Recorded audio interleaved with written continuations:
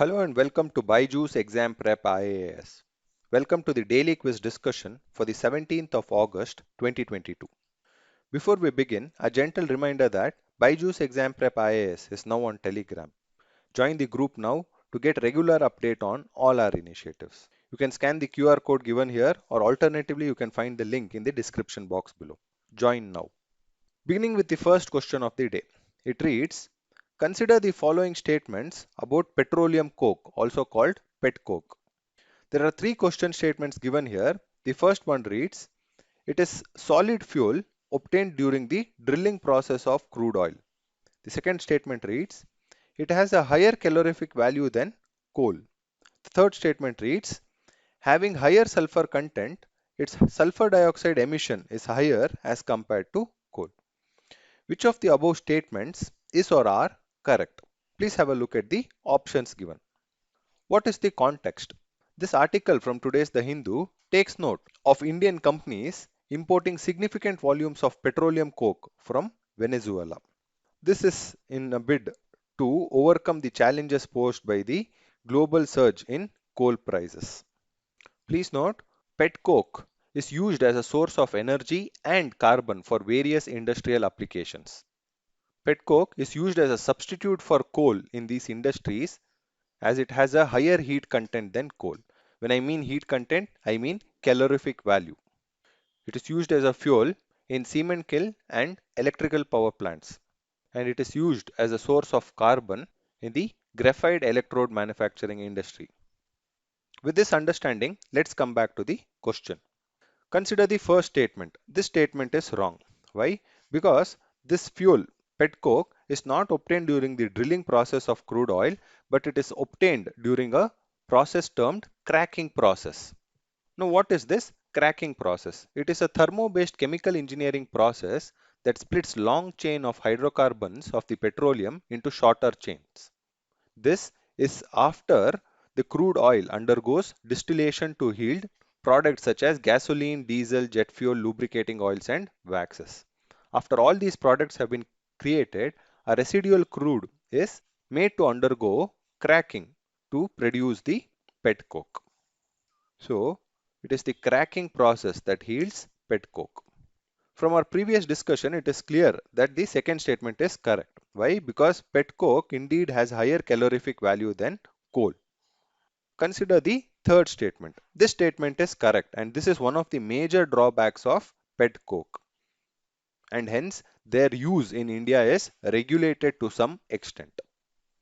Since the question asks for the correct statements, the answer to this question would be option B, 2 and 3 only. Moving on to the second question. It reads, which of the following statements is or are correct with respect to Gabon? Gabon is a country in Africa. There are two question statements given here. The first one reads, it is located on the west coast of Africa and the equator passes through it. The second statement reads, it is India's largest trade partner from the African continent. Please have a look at the options given. What is the context? This article from the Indian Express notes the country of Gabon celebrating its Independence Day today. And in this context, the Gabon Embassy in New Delhi has come up with an article titled Gabon India Economic Partnership, wherein it analyzes the trade partnership between Gabon and India. Coming back to the question, the first statement is correct. Gabon is located on the west coast of Africa and the equator passes through it. What are the other countries through which the equator passes through in the African continent? This includes countries such as Congo, Democratic Republic of Congo, Uganda, Kenya, and Somalia. Consider the second statement. This statement is wrong because Gabon is not the largest trading partner from the African continent. It is in fact Nigeria. Nigeria accounts for almost over 20% of India's trade with Africa and it is dominated by crude oil trade. Also note, India has a negative trade balance with Africa overall. That is, it has a dominance of imports over exports. Since the question asks for the correct statements, the answer to this question would be option A, one only. Moving on to the third question. It reads, consider the following statements about child mortality. The two question statements are as follows. The first one, it is defined as the probability of a child dying between birth and exactly 3 years of age expressed per 100 live births. The second statement reads, India has already achieved the UN Sustainable Development Goal target set for child mortality. Which of the following statements is or are correct? Please have a look at the options given. What is the context? These articles from both the Hindu as well as the PIB take note of the statement of the Union Minister of State for Health, Bharati Praveen Pawar, on the child mortality rate in India. It notes that the child mortality rate has reduced from around 45 per thousand in 2014 to 35 per thousand live births in 2019.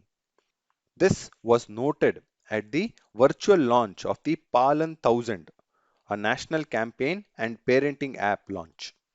Coming back to the question. The first statement is wrong. Why?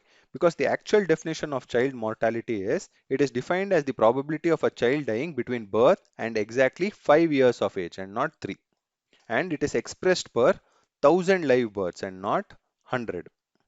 Please note, child mortality encompasses neonatal mortality and infant mortality. Infant mortality is taken for children between 0 to 1 year. Consider the second statement. This is also wrong. Note, the UN Sustainable Development Goal target for child mortality is to have less than 25 per 1000 live births by the year 2030.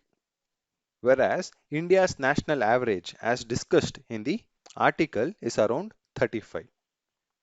Since the question asks for the correct statement, the answer to this question would be option D, neither 1 nor 2. Moving on to the fourth question. It reads, which of the following statements about Nipun mine is or are correct?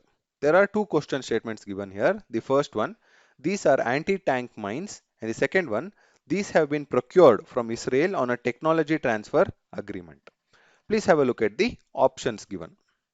What is the context? This article from today's The Indian Express takes note of new defense systems designed and developed indigenously being handed over to the armed forces by the defense minister. The main defense systems inducted into the army include the F-INSAS project, the Nipun mines, as well as the landing craft assault boats. Coming back to the question. Consider the first statement. This statement is wrong because Nipun mines are not anti-tank mines, they are anti-personnel mines. Please note, anti-personnel mines are meant to be used against humans, as against anti-tank mines that are aimed at heavy vehicles. Hence, they are smaller in size and hence can be deployed in larger numbers. The significance of these Nipun mines is that they can act as the first line of defense against infiltrators as well as enemy infantry during war times. Consider the second statement. This is wrong. Why? Because we have already discussed that Nipun mines is part of the many defense systems which have been designed and developed indigenously and have been inducted. They have not been procured from other countries.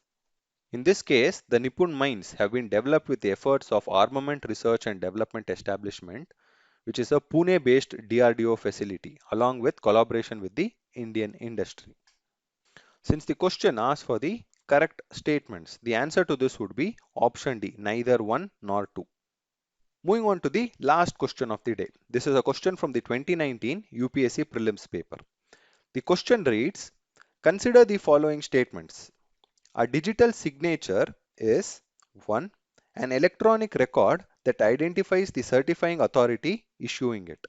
The second statement, used to serve as a proof of identity of an individual to access information or server on internet. And the last statement, an electronic method of signing an electronic document and ensuring that the original content is unchanged. Which of the statements given above is or are correct? Please have a look at the options given.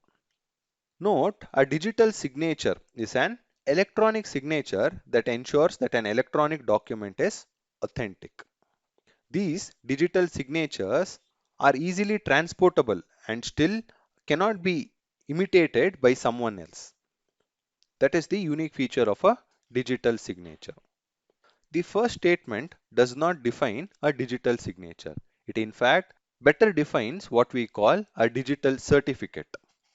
A digital certificate is an electronic record that identifies the certifying authority issuing it. Such digital certificates can be used as a proof of identity.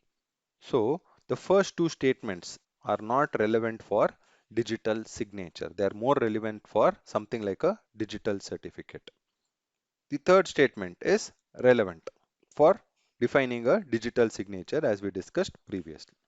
Since the question asks for the correct statements, the answer to this question would be option C, 3 only. Moving on to the fact of the day, coal gasification technology. What is the context?